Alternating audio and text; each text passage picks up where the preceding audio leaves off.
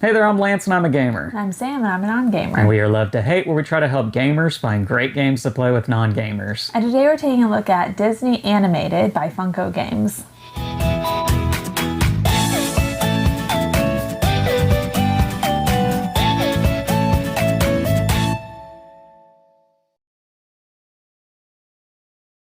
In Disney Animated, you and the other players are going to be working together as you are animators for Disney Studios. And you're going to be working trying to get classic Disney movies from the design board to the screen as quickly as possible before the villains in these movies try to stop you, because they know how the story ends. They don't win, so they want to try to disrupt you from ever releasing these movies so that they can rewrite their own history.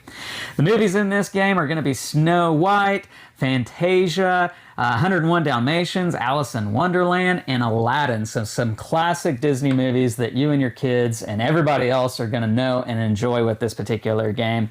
Let me show you how it works down below, and then we'll come back and share our thoughts on it as a gamer and non-gamer. All right, I have Disney Animated on the table. Let me show you guys how this cooperative game about making Disney animated movies is going to work. So what you have with this game, you've got player boards for each player, and each player is going to have a different famous Disney movie, such as 101 Dalmatians, made in 1961. And you'll have your player board, you'll have your pieces, you'll have your own sideboard here, which keeps track of your villain. You will have extra tokens that you are going to be using throughout the game, and obviously the tokens match with the theme of your movie, 101 Dalmatians. We've got some Canine Crunchy tokens, and you'll have a tuck box that looks like a book here, and you'll be tucking all of your pieces, your puzzle pieces, your clear card overlays, and your tokens and all of that into your box to put into the insert whenever you are not playing the game.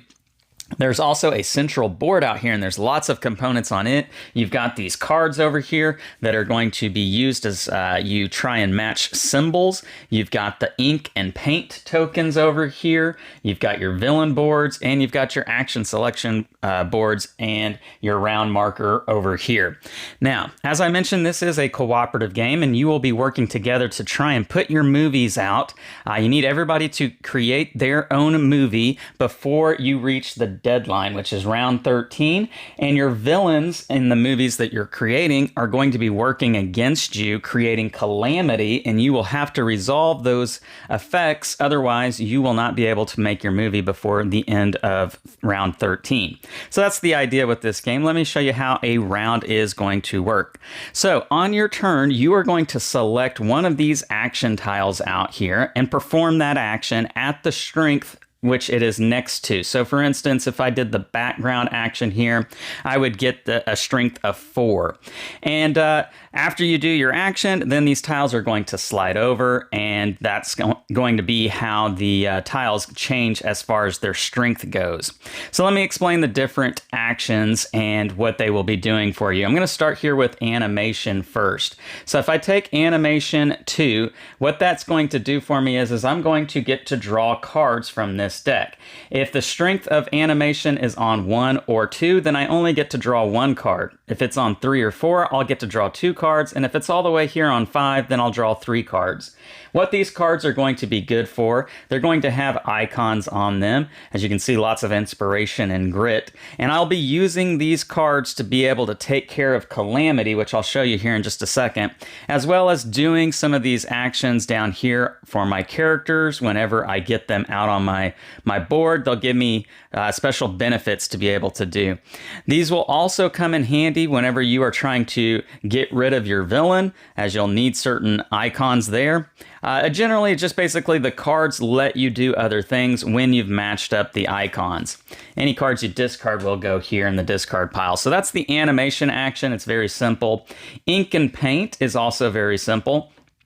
Whatever strength you have here, so 3, I get to spin that here in the ink and paint store. As you can see, different values determine tell you how much the ink and paint is worth. And so if I wanted this wild token, for instance, which can be any color you want it to be, it would cost me 2 out of my 3. Maybe I also purchased this red here. Anything that you purchase, the columns are going to slide down like so.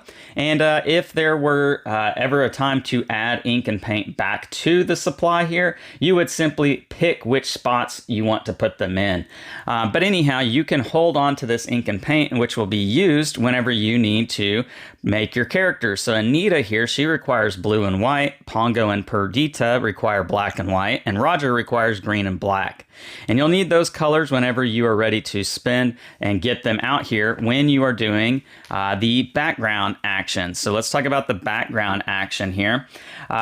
The background action is going to allow me to take the strength of 4 here, putting these tiles out here and filling up the spots of where they go. Now the number on the back of the tile also matches how many squares the tile makes up, but that's how much that tile costs. So if I wanted to, I could spend all 4 here on this particular tile, and you can see the lines here outline where it's supposed to go. So it's supposed to go right there like so. And if I were to do that, I would gain whatever I cover up, which in this case is a free ink and paint action. These tiles here are magic tiles, which I'll come back to here in just a second. So that's the background action. Now you do have to do these actions in a certain order. You need to put the pieces for a particular spot. Let me do this one. Actually, this will be easier for you guys to see. So you need to fill up this entire region here with the background first before you are able to put the character on that spot. So let's see if I can do this real quick. Nope, upside down. There we go.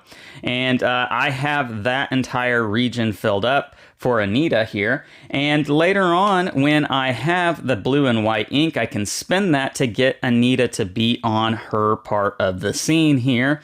And I will be able to do her ability when I spin this type of card, which is I get to choose another player, and you and the other player each draw an animation card or take a 1 value point paint token, excuse me. So anyhow, that's the idea with what you're trying to do. You do need to build the background before you get the character out there. And then you've got sound. Now, sound is a special type of action, and it's going to be different for each different type of, for each player, because it's going to involve your specific ability in the game. So sound here says that I get to take up to X, which X in this case is 5, value of black, white, or wild paint tokens. And for each paint token I took, I give a canine crunchy token to another player, or to any player, and then these canine crunchy tokens can be used as wild paint or magic tokens. And this is just for the 101 Dalmatians player. Each other movie is going to have its own special ability when taking the sound option. And then magic. We'll talk about magic now. Magic is going to be any of the other actions. You'll have to discard a magic token, and it's the value of the strength is wherever the magic tile is currently at. So you really want to do this whenever magic is way down here on this end, because now I can do magic at strength 5 and say that I'm doing the sound action, even though sound is way over here.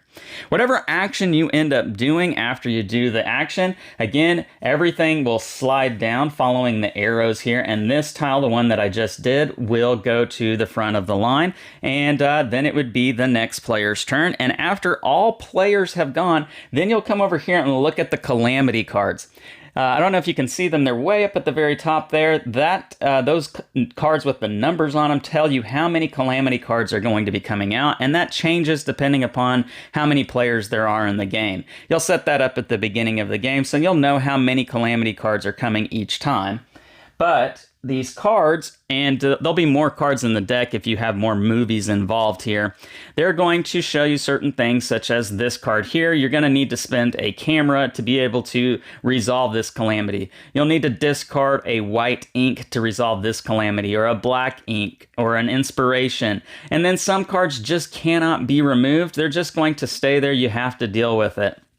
Anyhow, the cards that you are not resolving or can't resolve that stay out here before the end of the round after everyone's gone, they're going to equate to the villain getting to do a special ability. Now, this is Jafar here, and every villain's going to have you advance the deadline. So no matter what, you're always moving this up. And then you have to check your hand limit. You can only hold so many cards.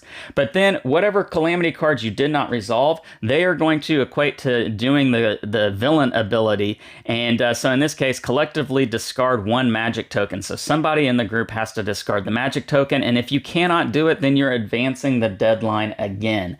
And that would be what Jafar does. Now, each villain is different. They're going to do their own sort of thing. And such as, for instance, Cruella de Vil here, she's going to have you discard paint tokens or canine crunchies if you have a calamity that you didn't resolve. Anyhow, how you win the game, you need to build up your entire set here, getting the whole background, getting all three characters out here on the board. And once you've done that, then you need to fulfill what it says right here on your particular villain board. So this one says that each player has to have at least one canine crunchy token, and then you discard a black, white, and then these two cards. Once you've done that, you can take your villain out of the villain pile. They are no longer in the villain pile because you have put them into your movie, and their fate is sealed. Cruella de Vil, she can no longer torment you because she is going to lose in your movie. You've made it be that way. And so that is what you do here. And you need to do that for every person. On the back of these, it does give you an outline of what you can do with your different actions and tokens and such throughout the course of the game. But once all players have their villains on their boards here, then you have won the game. You lose the game if this marker gets all the way up to 13 and you haven't depleted the villain tile, meaning you haven't completed all of the movies. And whoever wins, if you win as a group, and if you lose as a group. And that's how you play Disney animated. Let's go back up top and share our thoughts on this one. And we're back, and now we're going to share our thoughts on animated from a gamer and non-gamer's perspective. So Sam, I feel like we're looking at a Funko Games Prospero Hall game at least, a handful of times throughout the year because they come out with so many games on one hand, but a lot of those games are great games. Yeah. And I think this is going to be one of those ones that slides into the higher slot of the games they released for this year. What do you think about it? What was your initial impression? Initial impression with themes like this, I wasn't excited. I mean, when you add a movie to a game, it just usually, probably 7 times out of 10, it's kind of a flop. It's just pasted on. Cash grab kind of thing, maybe. I knew our son was really excited to play with this. He loves Disney. He loves animation and that kind of stuff and the creation of movies. And so I thought it sounded interesting, but I wasn't super excited to play it. Okay, all right. For me, on the other hand, I was very excited to play this game. The concept is just so unique and so original. I don't know that I can think of another game that has this theme to it, let alone the licensing on it, because you're literally making Disney movies. How cool is that? So I was very excited to play this game. I didn't have any earthly idea what the gameplay experience was going to be like till we got into it. Yeah. What was it like for you figuring your way out with this game? I mean, there's a lot going on. You personally have a lot, and you need to pay attention to a certain extent. It is a cooperative game, right? So that is helpful. So you're not having to sit there figuring out if somebody is beating you. But there's just a lot going on. Yeah. Did we play with 4? We played with 4. Yeah. Because our daughter played too. Yeah. And so with those 4 people and all that stuff, there's a lot going on. So it does take a second to kind of acclimate to where your stuff is, what your plan is. But because it's cooperative, you get to talk that out with everybody. And so I think that's really helpful. Yeah. I think this is a game that I wouldn't say the learning curve is quite large with this game, but it is a game that, you're the first time you're playing it, you're going to have some questions to try and figure out and answer throughout the gameplay, especially if you're playing with your kids.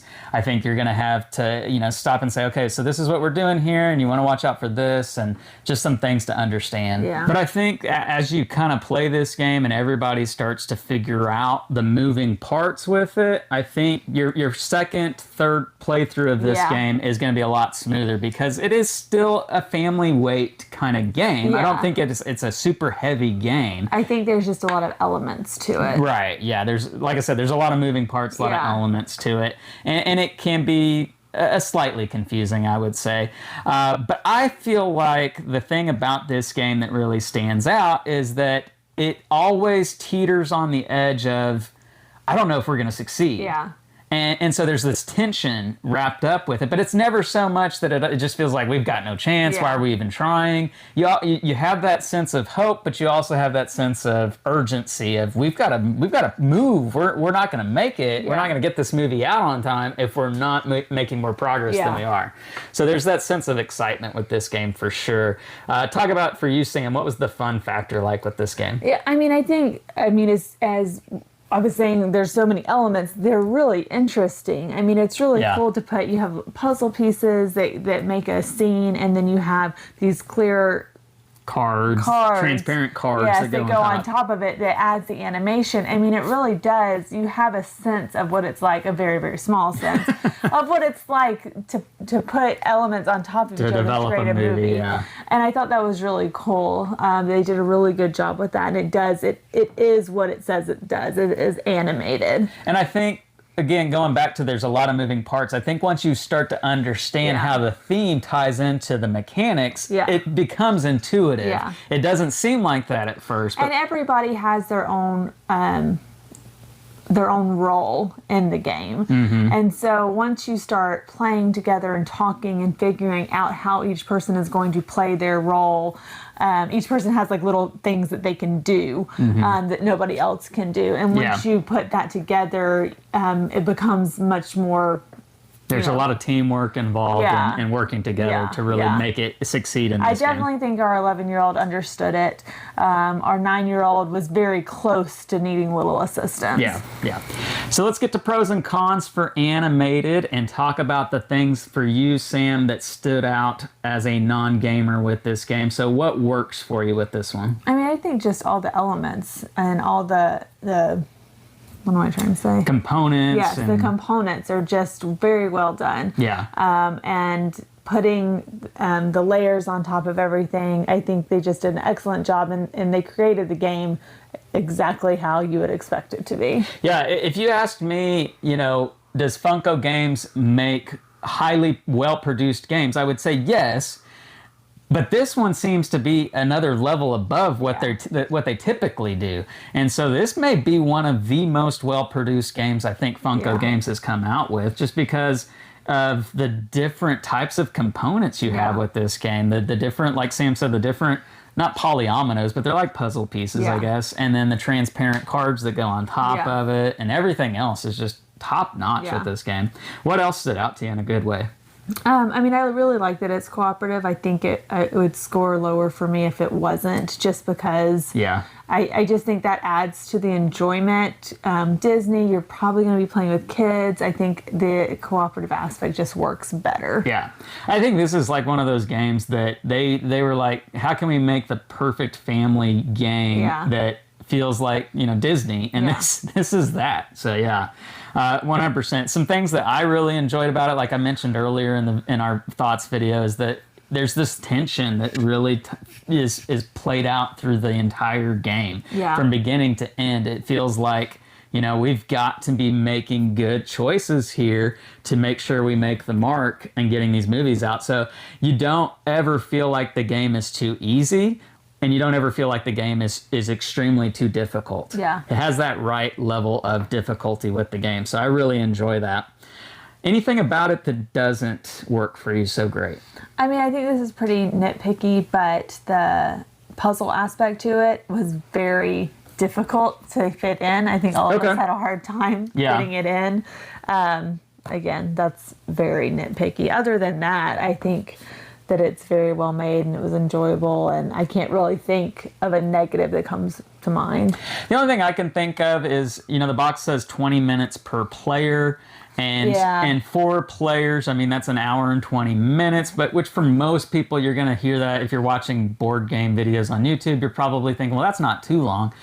I think maybe it might be on the lengthier end of Yeah. a family type game when you're playing with kids, because attention Well, spans. especially because our kids are going to want to play it again, and we don't necessarily always have 80 minutes to play with them. Right. So I would say it's maybe on the longer end of a family weight type game, because you're thinking usually 30, 45 minutes for a family weight game, and this may be close to double that. Yeah. So for me as a gamer, I have no problems with that. I'm just thinking in terms of kids and attention spans. So that's the only con I would have maybe for this game. All right, scale of 1 to 10, love to hate. Where does Disney Animated come in for you? I thought it was a really good game, and I enjoyed it. I think I'd give it a 7.8. 7.8, okay. Yeah, I really enjoy this game. I think it has a strong case for making a top 10 at the end of the year for me, as far as games playing with casual and non-gamers, which is what we do at the end of the year. And for me, I'm gonna give it an 8.2. I'm gonna go over the bar of 8.0 on this one. I really enjoyed it. I thought it was a great game. I really hope the back of the box. I'm gonna show you guys. The back of the box says Volume 1 on it. Yeah. And so and if you'll watch the rules portion of the video, you'll see that I show you that things look like books in the box. The tuck boxes, they look like books, and you put them in the box, it looks like a bookshelf. So I'm really hoping that they do come out with expansions for this. I think it would be pretty cool, because this is obviously like some of the first movies that Disney made. Right. I would love to see more newer ones, and I think maybe even Pixar would be pretty cool too. Absolutely. I think that would be fantastic. You had Marvel and that's what Sam's right now for. That'd be top 10. You want a theme for Sam? Yeah, the Marvel animated. Yeah. She's on board. But no, 8.2 for me. I think this is a fantastic game. Really, I think this is kind of some of the best work that Prospero Hall and Funko Games have come out with in quite some time. So really glad that it met my expectations. So, the game is Disney Animated. As I mentioned, it's from Funko Games and Prospero Hall. Leave us some comments down below. Let us know what you think about this game. Make sure to like and subscribe and push that bell button so you get notifications of all our new content. I'm Lance. I'm Sam. And we are Love to Hate, where we try to bridge the gap between gamers and non-gamers. We'll catch you next time.